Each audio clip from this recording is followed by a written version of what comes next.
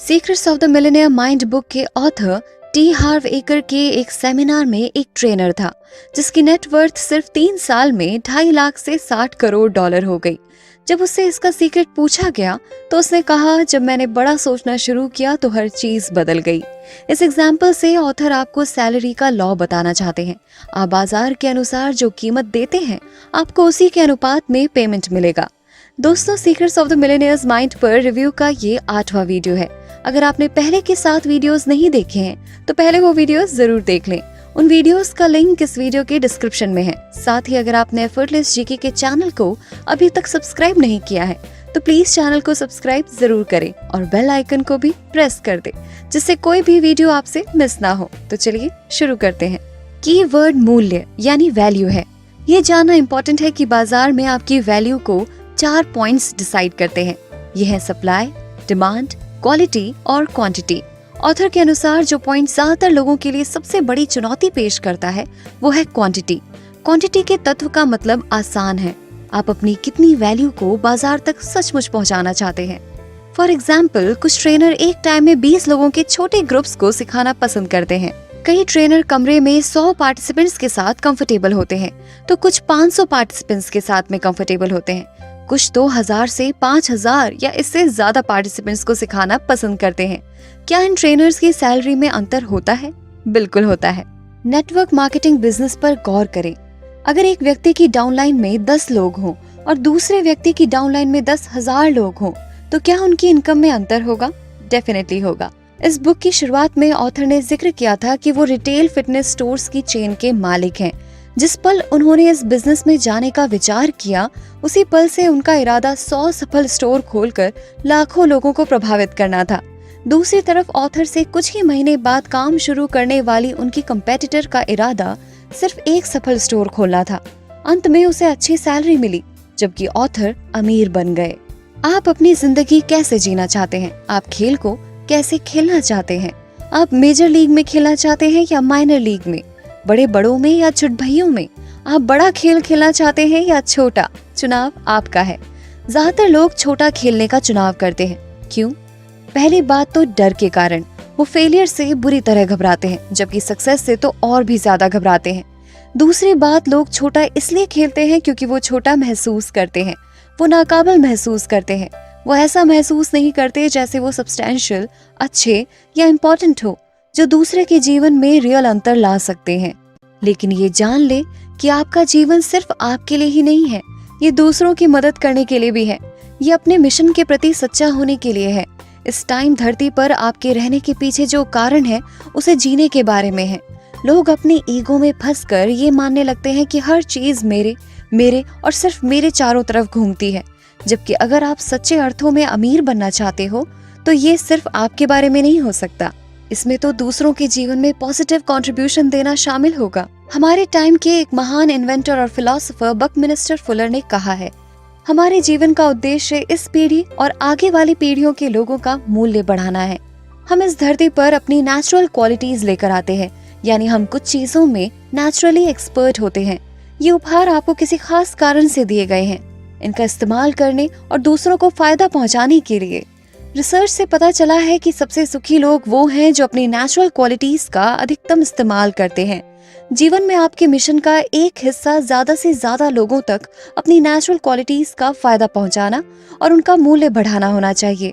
इसका मतलब है आपको बड़ा खेलने की इच्छा रखनी होगी। क्या आप एंटरप्रेन्योर की डेफिनेशन जानते हैं? ऑथर के अनुसार जो दूसरों की समस्याएं फायदे के साथ सुलझाता है। ये सही है। एंटरप्रेन्योर समस्या सुलझाने वाले से ज्यादा कुछ नहीं है। तो मैं आपसे पूछती हूँ, आप ज्यादा लोगों के लिए समस्याएं सुलझाएंगे या कम लोगों के लिए? अगर आपका जवाब ज्यादा है तो आपको ज्यादा बड़ा सोचने की जरूरत होगी और आपको बहुत बड़ी संख्या में हजारों यहाँ तक कि लाखों लोगों की मदद करने का फैसला करना होगा।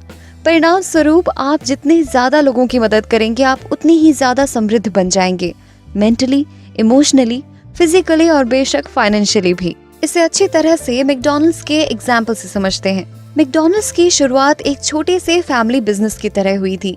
रिचर्ड मैकडॉनल्ड और मॉरिस मैकडॉनल्ड ने 1940 में इसकी स्थापना एक छोटे से स्टॉल के रूप में की थी, पर शुरू के 8 सालों तक इन्हें कोई खास कामयाबी नहीं मिली। तब ये केवल एक छोटा सा रेस्टोरेंट था। पर बाद में जब इन्होंने बर्गर बनाने के पूरे प्रोसेस को मशीनीकृत कर दिया, मशीनीकरण के बाद इनके काम करने की प्रोसेस में जबरदस्त सुधार हुआ, जिसकी वजह से इनके कस्टमर को इंतजार नहीं करना पड़ता था। जब तक लोग दूसरे रेस्टोरेंट में ऑर्डर देते थे, मैकडॉनल्ड्स ऑर्डर सर्व भी कर देते थे। अपनी फास्ट सर्विस की वजह से मैकडॉनल्ड्स बहुत जल्दी फेमस हो गया। इसी दौरान रे क्रॉक नाम का एक बिजनेसमैन जो मिल्क शेक बनाने की मशीन बेचता था, मैकडॉनल्ड्स आया और वो वहाँ पर कस्टमर्स की लंबी लाइन देखकर हैरान रह गया। रे क्रॉक मैकडॉनल्ड की क्वालिटी और स्पीड से प्रभावित थे। उन्होंने मैकडॉनल्ड से जुड़ने का फैसला किया और ये उनके ही विजन का कमाल है जो आज दुनिया भर में मैकडॉनल्ड्स के 34,000 रेस्टोरेंट हैं, जिनमें से कुछ तो ऐसी जगहों पर है जहां कोई सोच भी नहीं सकता। इसके बाद मैकडॉनल्ड्स ने पीछे मुड़कर नहीं देखा। मैकडॉनल्ड्स की सफलता का राज है उसकी बेहतरीन क्वालिटी, तेज डिलीवरी, कम लागत और वाजिब कीमत। मैकडॉनल्ड्स ने सभी देशों की संस्कृति के हिसाब से अपनी प्रोसेस में भी बदलाव किए हैं और इसी अनुसार अपनी स्पेशल रेसिपी में भी जरूरी चेंजेस किए हैं। जैसे भारत में धार्मिक नियमों के चलते बीफ और पोर्क इस्तेमाल नहीं करके लोगों के पेट के साथ साथ सबके दिलों में भी जगह बना ली। इसे समझने में कोई गलती ना करें। इस धरती पर हर इंसान का एक मिशन या उद्देश्य है। अगर आप उस वक्त जिंदा हैं तो इसका कोई कारण है। रिसर्च बाख ने अपनी किताब जोनाथन लिविंगस्टन सीगल में पूछा है, मुझे कैसे पता चलेगा कि मेरा मिशन पूरा हो गया है? जवाब, अगर आप अब भी सांस ले रहे हैं तो आपका मिशन पूरा नहीं हुआ है। ऑथर के अनुसार बहुत से लोग अपना काम नहीं कर रहे हैं, बहुत से लोग अपने कर्तव्य या संस्कृत भाषा के धर्म को नहीं निभा रहे हैं, बहुत से लोग बहुत छोटे खेल खेल रहे हैं और बहुत से लोग अपने डर पर आधारित ईगो के स्वरूपों को खुद पर शासन करने दे रहे हैं। रिजल्ट ये है कि हम में से ज्यादातर लोग अपनी पूरी क्षमता तक नहीं पहुंच पा रहे हैं, अपने जीवन के रेफरेंस में भी और दूसरों के प्रति अपने कंट्रीब्यूशन के मामले में भी। मूल मुद्दा ये है, अगर आप नहीं तो फिर कौन? एक बार फिर, हर इंसान का अपना अनूठा उद्देश्य होता है। हो सकता है आप रियल एस्टेट निवेशक हों और मकान खरीदकर उन्हें किराए पर उठाते हो और कैश फ्लो व अधिक कीमतों का फायदा उठाते हो। आपका मिशन क्या है? आप कैसे मदद करते हैं? इस बात की अच्छी पॉसिबिलिटी है कि आप सस्ते मकान खोजने में परिवारों की मदद करके अपनी कम्युनिटी की वैल्यू बढ़ा रहे हैं, जो इसके बिना उन्हें नहीं मिल सकती थी। अब सवाल ये है कि आप कितने लोगों की मदद कर सकते हैं? क्या आप 1 के बजाय 10 की, 10 के बजाय 20, 20 के बजाय 100 की मदद करने के इच्छुक हैं? बड़े खेल से ऑथर का यही मतलब है। अपनी अद्भुत किताब अ रिटर्न टू लव में मैरियन विलियमसन ने इसे इस तरह से लिखा है, आप ईश्वर की संतान हैं। आपके छोटा खेलने से दुनिया का भला नहीं होता है। बाकी लोग आपके आसपास अनसेफ महसूस ना करें, ये सोचकर सिकुड़ने में कोई दिव्यता नहीं है। हमारे रचयिता का इरादा ये था कि हम सभी उसी तरह चमके जिस तरह बच्चे चमकते हैं। हम ईश्वर की दिव्यता को प्रकट करने के लिए पैदा हुए हैं, जो हमारे भीतर है। यह हम में से सिर्फ कुछ लोगों में नहीं है, ये हर एक में है। और जब हम अपनी खुद की रोशनी को चमकने देते हैं तो हम अचेतन रूप से दूसरे लोगों को भी ऐसा ही करने की इजाजत दे देते हैं। जब हम अपने खुद के डर से आजाद होते हैं तो हमारी प्रेजेंस अपने आप दूसरों को आजाद कर देती है। दुनिया को इस बात की जरूरत नहीं है कि इसके ज्यादातर लोग छोटा खेलें। ये छिपना बंद करने और बाहर कदम रखने का टाइम है।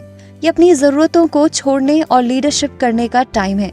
ये अपने नेचुरल क्वालिटीज छिपा कर रखने या उनके ना होने का नाटक करने के बजाय उन्हें बांटने का टाइम है। समरी ये है कि छोटी सोच और छोटे काम दिवालियेपन और असंतुष्टि की ओर ले जाते हैं। बड़ी सोच और बड़े काम दौलत व सार्थकता की ओर ले जाते हैं। चुनाव आपका है। दिल पर हाथ रखकर कहें, मैं बड़ा सोचता हूँ, मैं हजारों लोगों की मदद करने का चुनाव करता हूँ। अपना सिर छू कर कहें, मेरे पास मिलियनेयर दिमाग है। अपने मिलियनेयर दिमाग के लिए निम्न पॉइंट्स पर ध्यान दें। नंबर 1, लिख लें कि आपके हिसाब से आपकी नेचुरल क्वालिटीज क्या हैं। ये वो चीजें हैं जिनमें आप हमेशा से नेचुरली अच्छे हैं।